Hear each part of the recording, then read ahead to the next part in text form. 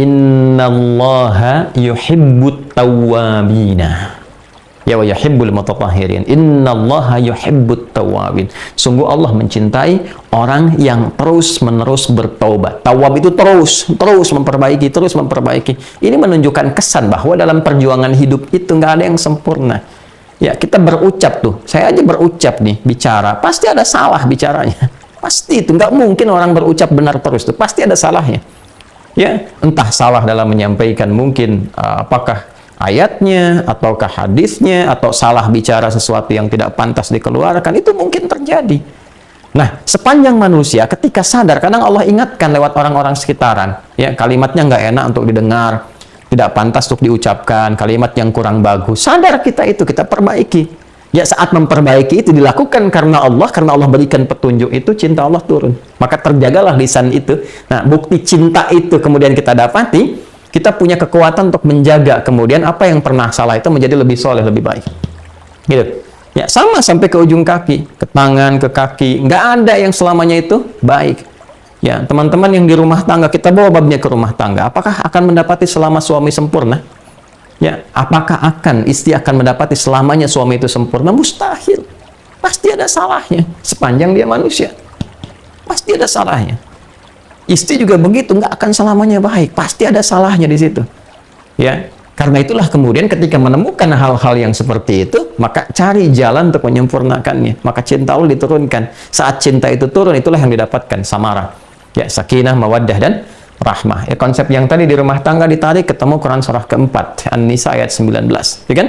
Fa in karihtumuhunna fa'asa an takrahu syai'a wa yaj'alallahu fihi khairan katsira. Lihat di ujungnya. Kalau engkau mendapati pasanganmu itu ada sesuatu yang kurang dan engkau nggak suka itu, ya, jangan marah dulu. Ya, diam dulu, gitu kan? Tenang, supaya lebih jernih dalam berpikir.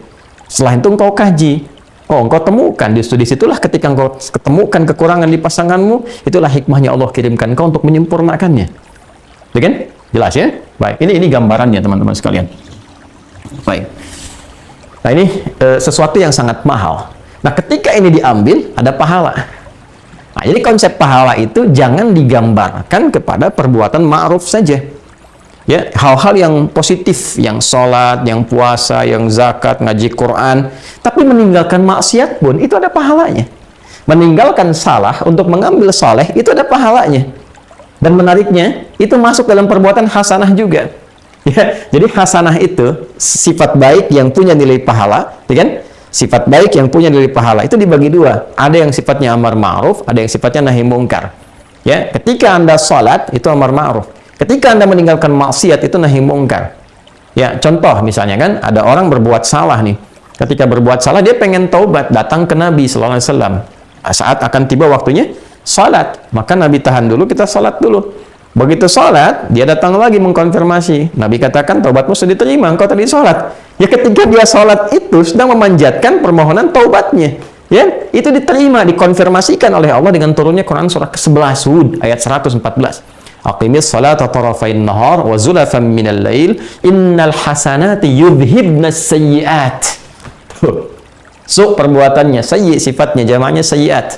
Ya, ketika Allah turunkan kata hasanah di situ, Allah katakan perbuatan baik itu yang merubah seseorang dari salah menjadi pribadi lebih soleh, itu melahirkan hasanah, itu ada pahalanya dan menggugurkan dosa-dosanya. Anda bayangkan nggak dengan taubat itu, salahnya gugur, dosanya gugur, terus dapat pahala di situ, pahala datang. Ya, berapa nilai pahalanya? 10. Ya, 10. Dari mana konfirmasinya? Quran surah yang ke-6 ayat 160. Man jaa bil hasanati falahu asyru amsalha. Siapa mempraktikkan, mengerjakan satu perbuatan baik yang punya nilai kebaikan di sisi Allah, dia dapat 10 pahalanya.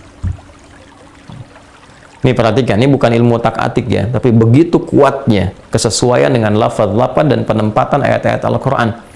Jadi kita itu saat meninggalkan perbuatan buruk, untuk membedakan fitrah manusia kita dengan setan, Allah berikan 10 poin kebaikan. Jangan dihitung 1, 2, 3, 4 begitu. Jarak 1 ke 2, 3 ke 4 itu begitu mahal. Analoginya kita ke masjid saja baru nyampe udah 25. Jarak 1 ke 2-nya 500 tahun. 2 ke 3, 500 tahun. Coba lihat ini. Lihat baik-baik ya. Fokus baik-baik. Fitrah manusia, Quran surah 7 ayat 22, ketika salah diingatkan, dikonfirmasi, dia bertekad menjadi saleh. setan, Quran surah 7 ayat 12. Lihat baik-baik. Ketika dikonfirmasi diingatkan, dia angkuh. Konfirmasi keangkuhannya ayat 13, ini konfirmasi kesolehan manusia ayat 23. Perhatikan baik-baik. 22 kurangi 12, bukankah 10? Konfirmasi 23 kurangi 13, bukankah 10? Ketika ini sifat-sifat setan bisa ditinggalkan, sifat setan kan salah, menjadi soleh, Allah berikan 10 poin. Konfirmasi Quran surah 6 ayat 160. Ini mahal ilmunya. Ya, Anda hanya bisa dapati ketika kita berusaha untuk mengkaji, menggali, ikhlas, belajar dari guru-guru yang soleh, ya, yang dalam ilmunya. Bukan cuma pintar, tapi soleh. Kita akan merasakan kenikmatan Allah yang sangat luar biasa. Betapa Allah sayang dengan kita. Ya, betapa Allah sayang dengan kita. Kalau sudah paham ini, baru kita belajar kalimatnya. Ngerti dulu ini. Ya, saya ingin tanamkan bahwa nggak ada manusia sempurna. Tolong sampaikan, ya, atau tebarkan apa yang saya sampaikan di malam hari ini, risalah yang kita ajarkan dari Quran kepada setiap insan beriman. Ya, para pelaku maksiat, atau bahkan mudah-mudahan ceramah saya ini sampai ke lapas-lapas dan sebagainya. Anda yang terjebak dalam kesalahan, yang sekarang Allah isolasi supaya menjadi lebih baik. Makanya di lapas ada masjid, kadang-kadang datang ustadznya dan sebagainya. Saking sayangnya Allah, diberikan jalan untuk kembali. Kurang apa lagi gitu kan? Anda yang berada di luar, yang mungkin masih Allah beri kesempatan untuk bertobat, memperbaiki, tidak ditampakkan aib di hadapan banyak orang. Saking sayangnya Allah kepada kita. Kurang apa lagi? Kan? Nah, ditanamkanlah kepada diri kita ada kesadaran. Setiap kita, setiap manusia pasti ada salahnya, nggak ada yang sempurna. Dan sebaik-baiknya orang salah itu adalah orang yang mau bertobat untuk menjadi saleh. Allah aja masih memberi kesempatan, itu kan? Dengan sifat sayangnya.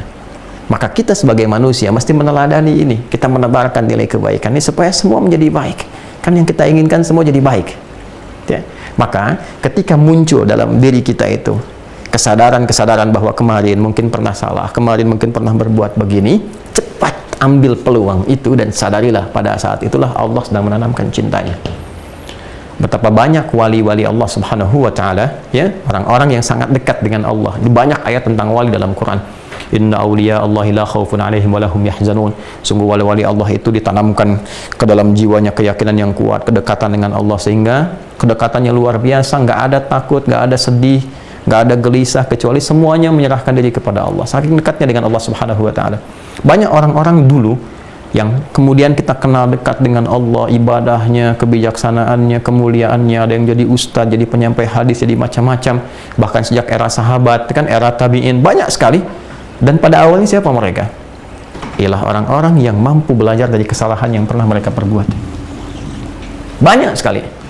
Ya, ada ahli maksiat yang tadinya doyan, kemudian maksiat dengan musik, minum khamar dan sebagainya, tiba-tiba ya lewat seorang sahabat hanya menyampaikan pesan saja, kecil kalimatnya disampaikan dengan sungguh ketulusan, kemuliaan dan sebagainya, menyadarkan bagaimana kalau engkau wafat dalam keadaan sedang begitu, apa nggak malu ketemu Allah? Ya, bahasa kitanya begitulah, menghujam kepada jiwanya. Ya, makanya ini penting bagi kita para ulama itu, ya, termasuk juga ustadz-ustadz tuh yang dakwah-dakwah, ya, di masyarakat itu mesti menanamkan keikhlasan yang kuat. Kita harus berusaha itu. Ya, godaannya begitu banyak, materi, popularitas, macam-macam, tapi kekuatan itu mesti ada, keikhlasan, supaya menghujam kalimatnya ke jiwa. Bukan cuma jadi konten gitu ya. Orang ingat itu, ingat, tapi tidak merubah hatinya. Ini problem. Ya, nah, ini kembali kepada kita semua. Banyak sekali.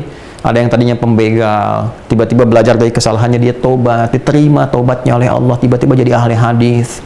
Kan Jundub bin Junada, Abu Dzar Al-Ghifari, kita kenal sampai sekarang. Banyak sekali kisah inspiratif.